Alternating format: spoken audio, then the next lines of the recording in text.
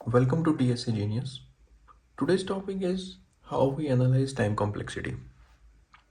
Now you know what is time complexity and what is the importance of time complexity in algorithm analysis. So अब हम देखेंगे कि एक programme की और एक एल्गोरिदम की टाइम कॉम्प्लेक्सिटी को एनालाइज करने के क्या क्या स्टेप्स हैं, मतलब हमें किन किन स्टेप्स का ध्यान रखना चाहिए वाइल कैलकुलेटिंग टाइम कॉम्प्लेक्सिटी, और किस मेजरमेंट में और किस ऑर्डर में हम एक एल्गोरिदम की टाइम कॉम्प्लेक्सिटी को एनालाइज करते हैं. So we will see the three major time complexity जो हमने डिस्कस की थी. The first one is linear, that is order of n. Then we will also see constant as well. Constant वैसे आपको पता है नॉर्मल है, जिसमें आपका डेटा इनपुट जितना मर्जी चेंज हो जाए बट आपका जो टाइम कॉम्प्लेक्सिटी है वो कांस्टेंट रहेगी हमेशा. And then we will also see quadratic. Quadratic में हम ऑर्डर ऑफ n स्क्वायर. इन तीन मेजर टाइम कॉम्प्लेक्सिटीज को हम डिस्कस करेंगे. इसका प्रैक्टिकल भी I will show you also practical. And अभी मैं आपको एक नोटबुक के ऊपर फटाफट से एक एग्जांपल लेके, कांस्टेंट का एग्जांपल लेके, या आपको मैं लीनियर एग्जांपल लेके बताता हूँ. And then we will switch to the practical. Now take an example. n is equal to 5. Now we have a loop. Let's assume we are going to iterate on these 5 elements, right? I less than n, I plus plus. Now इसको ज़्यादा complex नहीं करते, just एक काम करते हैं, इसके अंदर एक प्रिंट स्टेटमेंट लगाते हैं जो इसको प्रिंट करेगी. Now you will see इस एल्गोरिदम में जो कोड है वो सिर्फ इतना ही कोड है. अब इसको एनालाइज कैसे करेंगे. अब आप देखिए इसके अंदर कितनी स्टेटमेंट्स हैं. First is your for loop, second is your print statement. सिर्फ इसमें दो ही काम हो रहे हैं. कर्ली ब्रेसेस को हम काउंट नहीं करते, क्योंकि किसी भी प्रोग्रामिंग में जब कंपाइलर में रन होता है तो कर्ली ब्रेसेस को सिर्फ एक स्कोप के लिए रखा जाता है, अदरवाइज एग्जीक्यूशन के लिए सिर्फ ये कोड होता है, राइट? तो ये जो आपका फोर लूप है, ये लाइन पर्टिकुलरली ये लाइन कितनी बार एग्जीक्यूट होगी? 5 बार. ये लाइन कितनी बार एग्जीक्यूट होगी?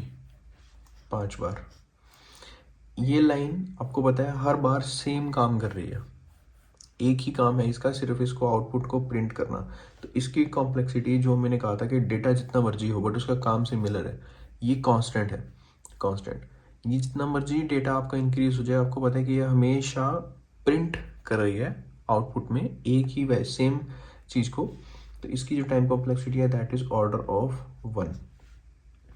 बट फोर लूप में आपकी आइट्रेशंस हो रही हैं, आई इंक्रीज हो रहा है यहाँ पे, फिर आई एक वैल्यू चेक हो रही है, तो ये कितना चलेगा आपका? Order of n times. अगर कोई चीज़ नेस्टेड में होती है ना, अब ये जो सी आउट है, मतलब हमारा जो आउटपुट है वो फोर लूप के अंदर है, तो हम सबसे पहले लिखेंगे ऑर्डर ऑफ n जो पेरेंट की time complexity, and then multiply by order of 1, क्योंकि ये उसके नेस्टेड में है. अगर ये ही स्टेटमेंट बाहर होती, फॉर एग्जांपल इस कर्ली ब्रेस के बाहर होती, तो हम इसको मल्टीप्लाई में नहीं, हम इसको प्लस में लिखते, क्योंकि वो एक अलग स्टेटमेंट है, राइट? प्रैक्टिकल जब मैं आपको करूँगा तो आपको बताऊँगा. तो ये आपकी फाइनल इक्वेशन है टाइम कॉम्प्लेक्सिटी की इस प्रोग्राम के लिए. मल्टीप्लाई करेंगे, जब आप किसी भी चीज़ को एक से मल्टीप्लाई करते हैं आपको पता है उसकी वैल्यू सेम ही आती है. 5 multiply by 1 is equal to 5, 1 multiply by 1 is equal to 1. So order of n multiply by order of 1 is equal to order of n.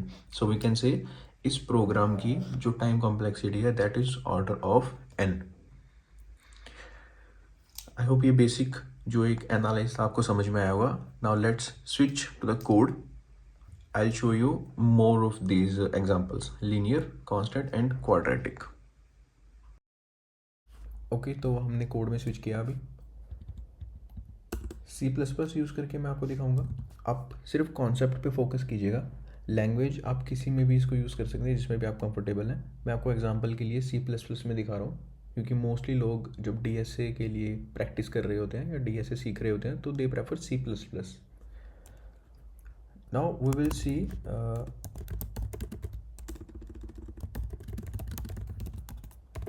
constant time complexity, linear time complexity and quadratic time complexity. So let's first create a function. Constant time complexity जैसे आपको पता है कि इसका जो हमारा signature है that is order of 1 and this will be written as order of n. And quadratic time complexity जो आपकी है वो होती है आपकी order of n square. Square को आप इसमें एक्सपोनेंशियल फॉर्म में भी लिख सकते हैं ना, एक्सपोनेंशियल फॉर्म में इसको हम लिख लेते हैं, राइट. तो वॉइड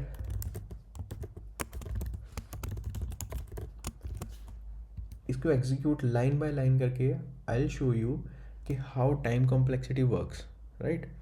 तो अभी कांस्टेंट टाइम कॉम्प्लेक्सिटी में आपको पता है कि जैसे हमने डिस्कस किया था कि even if you have an array, ठीक है, आपके पास एक एरे ऑफ नेम्स है जिसमें आप हमेशा जो फर्स्ट वैल्यू है उसी को पिक कर रहे हो, तो उसकी टाइम कॉम्प्लेक्सिटी हमेशा कॉमन रहने वाली है.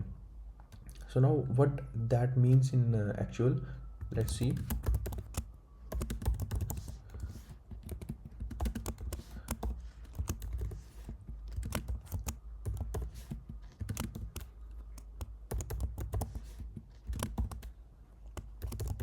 तो जैसे हमारे पास ये नेम का एरे है, इसमें 4 नेम्स हैं, Amit, Ajay, Bhavya, Bhanu. Now same example जो मैंने आपको टाइम कॉम्प्लेक्सिटी समझाते हुए बताया था कि अगर आपका आउटपुट में आपको पता है कि सिर्फ फर्स्ट एलिमेंट ही आउटपुट आने वाला है आपका, लाइक दिस, आपने हमेशा इसकी 0 इंडेक्स को ही आउटपुट में लेना है. तो इस केस में आपको पता है कि आपकी टाइम डेटा जितना मर्जी इंक्रीज हो जाए, जो आपकी टाइम कॉम्प्लेक्सिटी है, अभी हम देखेंगे, इसको रन करते हैं. Let's run this. Now we will run this constant time complexity. Now you will see कि अमित ही आपका आउटकम में आया, हमेशा हमेशा आपका अमित ही आउटकम में आएगा, नो मैटर. अभी हम इसका अगर डेटा इंक्रीज करें, लेट्स से अमित 2, अमित 3, तो आप इसको रन करोगे. सॉरी इसका एक्चुअली में यहाँ पे साइज़ भी इंक्रीज़ करना था एरे का. तो आप देखोगे कि इसको जितनी बार भी आप रन करोगे आपको इसका कांस्टेंट टाइम में ही रन हो रहा है. ये कभी भी कोई ज़्यादा टाइम ये नहीं लेगा रन होने में, क्योंकि ये आपकी कांस्टेंट एक ही नंबर यहाँ पे फिक्स है कि एरे जितना मर्जी साइज़ में बड़ा हुआ आपका, जैसे हम पहले 4 था फिर 6 का हुआ, आप सिर्फ पहले एलिमेंट को ही एक्सेस करोगे, बाकी एलिमेंट से फिर इस एल्गोरिथम का कोई लेना देना ही नहीं है. That's why we will say this is a constant time complexity. Now moving further, linear time complexity. अब लीनियर टाइम कॉम्प्लेक्सिटी में आपको पता है कि जितना आपका डेटा ग्रो होगा उतना ही आपकी टाइम कॉम्प्लेक्सिटी इंक्रीज होगी. Now let's say we have int n is equal to 5. जो हमारा एरे है, लेट्स एज्यूम कि उसका साइज 5 है, right. Now we will write an algorithm, just जो हमने एग्जांपल मैंने आपको नोटबुक पे दिखाया था उसी का यहाँ पे मैं आपको प्रैक्टिकल दिखा रहा हूँ. i is equal to 0, i less than n, i plus plus. हमारा कोई बड़ा ऑपरेशन नहीं है, हम कोई ज़्यादा बड़ा ऑपरेशन नहीं करेंगे, हम सिर्फ इसको प्रिंट करेंगे, ठीक है. तो अभी इस लीनियर कॉम्प्लेक्सिटी के जो एल्गोरिथम है इसमें कितनी स्टेटमेंट्स हैं. फर्स्ट इज हमने एक n को इनिशियलाइज किया. सेकंड हमारा फॉर लूप स्टार्ट हुआ जो कि 5 बार रन होगा. And we have a print statement, ये प्रिंट स्टेटमेंट भी 5 बार रन होगी, ठीक है. इसको कमेंट आउट कर देते हैं. Now let's run linear time complexity. तो अभी आउटपुट में देखोगे आप 0 1 2 3 4. आप इसको जितनी बार भी रन करोगे सॉरी, आप इसको जितनी बार भी रन करोगे इसका आउटपुट वही आने वाला है.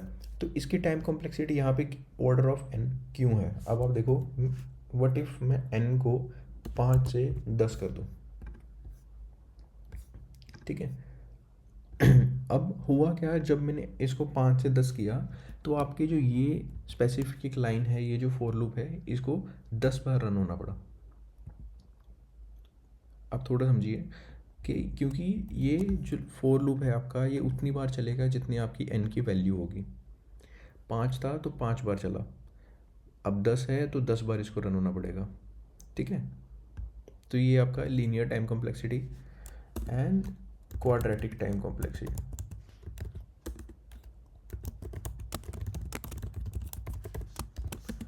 क्वाड्रेटिक टाइम कॉम्प्लेक्सिटी में हम एग्जांपल लेंगे कि सपोज कीजिए आपके पास एक एरे है, एरे नेम्स का ही हम एरे लेते हैं, बट इसमें हम एक ट्विस्ट अप करेंगे कि आपके पास डुप्लीकेट वैल्यूज़ हैं, right. First one is Amit, second is Bhanu, and third हम किसी का भी नाम ले लेते हैं, संजय। एंड इसके बाद फिर आपका एक बार फिर अमित का नाम आया, फिर आपका यहाँ पे भव्या का नाम आया। अब आप टोटल नंबर ऑफ एलिमेंट्स इसमें 5 हुए हैं, अभी एक और एलिमेंट डाल देते हैं, रवि। ठीक है, अब आप देखिए 1 2 3 4 5 6 आपके पास यहाँ पे नेम्स का एरे ऑफ 6 एलिमेंट जिसमें डुप्लीकेट वैल्यूज़ हैं। अमित भी है, अमित 2 बार है, Bhanu sorry let's write Bhanu, Bhanu आपका यहाँ पे 2 बार है, and we have written Ravi and Sanjay जो कि एक बार है। अब what if I tell you, आपको डुप्लीकेट वैल्यूज़ फाइंड करनी है इस एरे में, तो आप उसका एल्गोरिदम जब लिखेंगे तो उसके लिए आपको या तो आपको ये वैल्यू स्टोर करके रखनी पड़ेगी and then you will compare first element with other elements. ठीक है, आप अमित को पिक करेंगे, उसके लिए आप क्या करेंगे, यहाँ पे we will start a for loop i less than. ठीक है, अब ये हुआ आपका आउटर फॉर लूप। ठीक है, this is your outer for loop.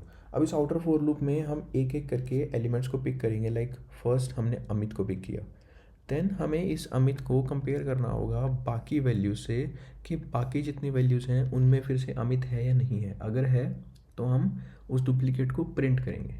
ठीक है, now let's start another loop inside j is equal to i plus 1,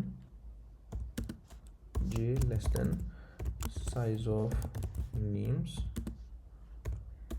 j plus plus. तो ये आपका जो यहाँ पे हुआ, ये आपका हुआ इनर लूप। ठीक है, अब हम यहाँ पे प्रिंट करेंगे डुप्लीकेट नेम्स प्रिंट करेंगे यहाँ पे। ठीक है, तो डुप्लीकेट नेम्स प्रिंट करने के लिए we will say first index पे आपका जो नेम आएगा अमित, ठीक है, उसका i, and now you know कि सेकेंड इंडेक्स पे जब आपको डुप्लीकेट मिलेगा तो वो आपको इस इनर लूप के अंदर मिलेगा। ठीक है, तो let's print that as well.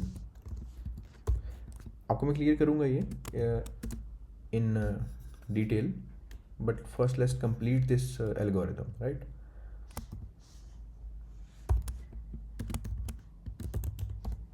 ठीक है, बट हमने यहाँ पे एक चीज़ मिस की है, व्हाट इफ, कि यहाँ पे हमने इफ़ कंडीशन नहीं लगाई, राइट। एन इफ़ कंडीशन, वो इफ़ कंडीशन क्यों रिक्वायर्ड है, क्योंकि आपको नेम कंपेयर करने हैं। Now let's write name of I is equal to names of J. अगर आपका सेम नेम आपको मिलेगा तो हम इस स्टेटमेंट को प्रिंट करेंगे। ठीक है, now let's run, sorry, now let's run this quadratic time complexity.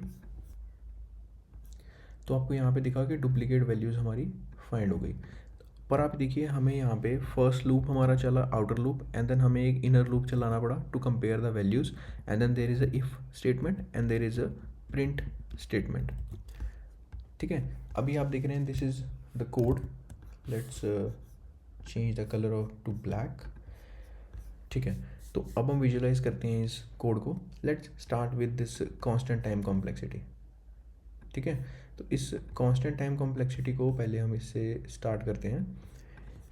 इस कांस्टेंट टाइम कॉम्प्लेक्सिटी में आपको दिख रहा है कि यहाँ पे सिर्फ 2 ही लाइन है। The first line is this, जिसमें हमने सिर्फ एक एरे को इनिशियलाइज किया जिसके अंदर 6 नाम लिखे हमने, क्योंकि अब सिर्फ ये कांस्टेंट ऑपरेशन है आपका, ये एक ही बार ये ऑपरेशन हो रहा है, तो इसको भी आप जो इसकी टाइम कॉम्प्लेक्सिटी को हम एज्यूम करेंगे, इसकी टाइम कॉम्प्लेक्सिटी इस लाइन की जो टाइम कॉम्प्लेक्सिटी होगी that is going to be order of 1। ठीक है, उसके बाद हमारी आती है सेकंड स्टेटमेंट जो सिर्फ एक प्रिंट स्टेटमेंट है, cout names. Let's point out this as well, cout. ठीक है, अब ये भी क्योंकि एक कांस्टेंट टाइम पे ही रन होने वाली है तो इसकी जो टाइम कॉम्प्लेक्सिटी होगी that is also going to be order of 1।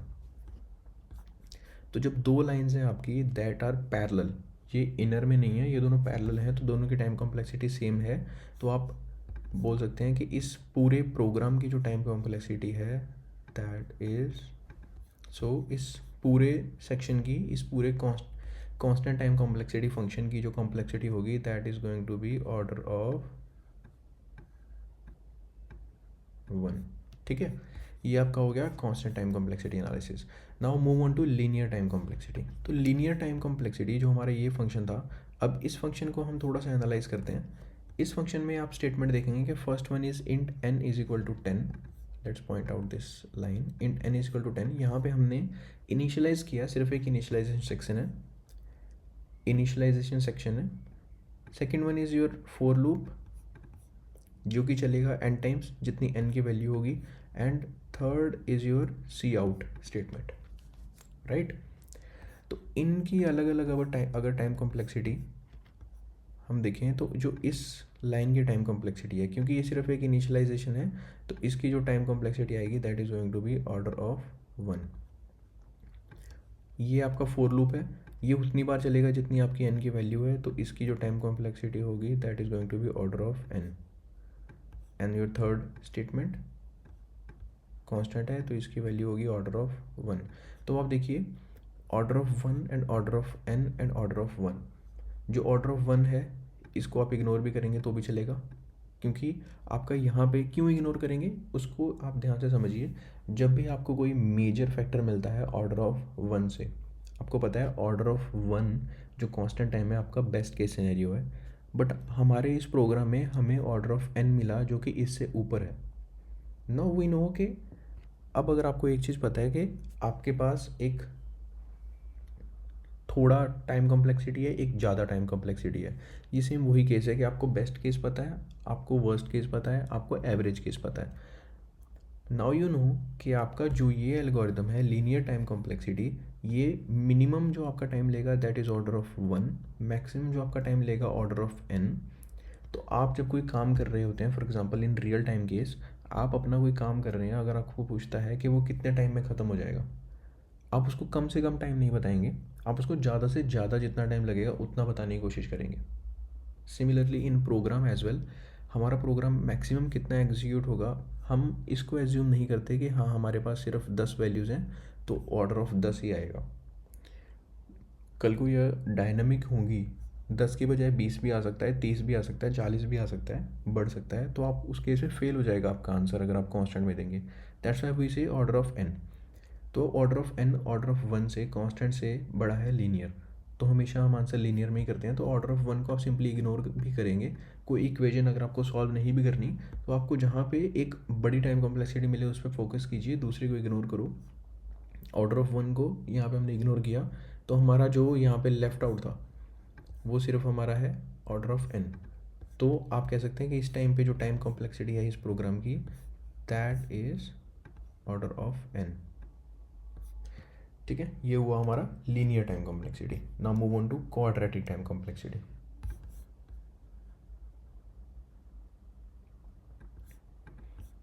Okay, now this is your quadratic time complexity. Now line by line इसकी चेक करते हैं कि किस लाइन पे क्या हो रहा है। This line is your initialisation section, यहाँ पे हमने सिर्फ नेम्स का एक एरे डिक्लेयर किया है। सेकंड इज एक फोर लूप स्टार्ट हो रहा है हमारा, आउटर फोर लूप, ठीक है, और उसके अंदर हमारा एक इनर फोर लूप है to compare the first value with other values, ठीक है। एंड देन उसके अंदर जो इनर फोर लूप है उसके अंदर हमारी एक इफ़ स्टेटमेंट है जो नेम्स को कंपेयर कर रही है। देन उसके अंदर हमारी एक सी आउट स्टेटमेंट है जिसमें हम सिर्फ उस नेम्स को जो कंपेयर हुए हैं उनको प्रिंट कर रहे हैं, ठीक है। And this is comment section जो मैंने आपको बताया था। So let's see this line by line. Let me take this pencil. तो इस लाइन पे जो आपको पता है कि यहाँ पे 6 नाम आपके डिक्लेयर हो रहे हैं, 1 2 3 4 5 6। इसका साइज़ जितना भी हो, हम स्पेस कॉम्प्लेक्सिटी बाद में बात करेंगे, इसका साइज़ जितना भी हो, अब टाइम आपको इस नंबर ऑफ नेम्स इसके अंदर जितने हैं, मतलब इस एरे का जितना साइज़ होगा उतना ही लगने वाला है, बट इसकी इनिशियलाइजेशन वन टाइम ऑपरेशन है। So one time operation you know के we write is at order of 1। ठीक है। अब आपकी जो सेकंड लाइन है दिस फोर लूप, ये फोर लूप की जो टाइम कॉम्प्लेक्सिटी आपको पता है यहाँ पे हमने लिखी थी, फोर लूप की टाइम कॉम्प्लेक्सिटी आपको पता है कि यहाँ पे हमने लिखी थी ऑर्डर ऑफ n। ठीक है। इनर फोर लूप जो आपका यहाँ पे इनर फोर लूप है, उसकी टाइम कॉम्प्लेक्सिटी भी हमने यहाँ पे ऑर्डर ऑफ n। ठीक है। उसके बाद इफ़ स्टेटमेंट आपकी कांस्टेंट में रन हो रही है तो उसकी time complexity order of 1। And जो उसके अंदर प्रिंट स्टेटमेंट है हमारी, प्रिंट स्टेटमेंट की कॉम्प्लेक्सिटी भी ऑर्डर ऑफ 1। नाउ जो मैंने आपको अभी सिमिलर एक सिंपल एक लॉजिक बताया to find out time complexity, अगर आपको इक्वेशन सॉल्व नहीं करनी तो यहाँ पे आप देखिए ऑर्डर ऑफ 1 आप इसको इग्नोर कर दो, ऑर्डर ऑफ 1 आप इसको इग्नोर कर दो, ऑर्डर ऑफ 1 आप इसको इग्नोर कर दो, तो आपके पास जो बची दो चीज़, तो यहाँ पे वो आपके पास सिर्फ दो बचे ऑर्डर ऑफ n। ये जो आपका आउटर फोर लूप है और ये जो आपका इनर फोर लूप है अभी आपका ये वाला दिस वन, इसकी कॉम्प्लेक्सिटी भी order of n, then order of n। अगर दो चीज़ें इनर में होंगी then we will write them as this order of n multiply by order of n। दो चीज़ें इनर में होंगी तो उनको हम इस तरीके से लिखेंगे, order of n multiply by order of n। I'm talking about only this section, order of n multiply by order of n, then your time complexity will be quadratic, right? अगर यही इसके अंदर एक और लूप होता आपका जो कि n टाइम्स ही चलता, देन आपकी टाइम कॉम्प्लेक्सिटी कितनी होती? उस केस में हम टाइम कॉम्प्लेक्सिटी को लिखते order of n multiply by order of n multiply by order of n। तो ये आपकी टाइम कॉम्प्लेक्सिटी आती है वो आपकी निकल के आती है order of n cube. Now this was the topic how we analyse time complexity. तो आपने जैसे मैंने आपको थ्योरी में भी समझाया और प्रैक्टिकल में भी आपको करके दिखाया कि लीनियर में, कांस्टेंट में और क्वाड्रेटिक में आप कैलकुलेशन किस तरीके से परफॉर्म करते हैं। इसका एक थंब रूल जो मैंने आपको भी बताया कि अगर इनर स्टेटमेंट में आपके लूप होंगे तो आप उसको मल्टीप्लाई करेंगे, बट यही अगर वो पैरेलल में होंगे। Let's take an example of the parallel. ठीक है। मैं आपको, आप प्रैक्टिकल खुद करके देखिएगा, मैं आपको थ्योरी में करके बताता हूँ। लेट्स सी हमारे पास एक यहाँ पे लूप है जो कि चल रहा है ऑर्डर ऑफ n टाइम्स। ठीक है। स्यूडो कोड है, कंप्लीट कोड नहीं है। अब उसके अंदर आपका फोर लूप होने के बजाय अब आपका एक अलग से फोर लूप है जो कि आपका m टाइम्स चल रहा है। ठीक है। जो ये आपका फोर लूप है दैट इज n टाइम्स, ये जो आपका फोर लूप है वो m टाइम। अब आप देखो कि ये दो, ये अलग स्टेटमेंट है, ये अलग स्टेटमेंट है, this is first, this is second. अब ये इनर में नहीं है, इसकी टाइम कॉम्प्लेक्सिटी आप कैसे लिखेंगे? इसकी टाइम कॉम्प्लेक्सिटी हम लिखते हैं क्योंकि इसका हमें पता है कि that is going to be order of n, this is going to be order of m। Order of n सिर्फ एक सिंबल है क्योंकि यहाँ हमेशा हम n की बात करते हैं, यहाँ पे हमने m लिया है दूसरे में तो that's why order of m, otherwise linear ही है। आप इसकी वैल्यू जिससे रिप्लेस कर देंगे, इसकी जिससे रिप्लेस कर दोगे, आप उस तरीके से लेके चलिए जैसे हम एक्स वाई के क्वेश्चन सॉल्व करते हैं। दैट्स वाई जो यहाँ पे हम इनिशियलाइजर लेंगे वही हम यहाँ पे डिक्लेयर कर देंगे। इस केस में, पैरेलल के केस में आप मल्टीप्लाई नहीं करेंगे, आप करेंगे प्लस। तो टाइम कॉम्प्लेक्सिटी इस प्रोग्राम की आपकी जो होगी that is order of n plus order of m। इसको आप कंबाइन करके एक ही लाइन में अगर लिखोगे तो that is going to be order of n plus m। तो ये आपकी टाइम कॉम्प्लेक्सिटी है पैरेलल की, आपके जितने भी फोर लूप पैरेलल में आएंगे। ठीक है। आई होप आपको ये टॉपिक समझ आया होगा कि टाइम कॉम्प्लेक्सिटी को एनालाइज कैसे किया जाता है। In case you have any doubt do mention in comments, हम डिस्कस करेंगे किसी भी पॉइंट पे, प्रैक्टिकल में, थ्योरी में आपको कोई भी प्रॉब्लम थी आप कमेंट सेक्शन में बताना, हम उसको डिस्कस करेंगे। Now we will meet in another video. ACE DSA, ACE Career।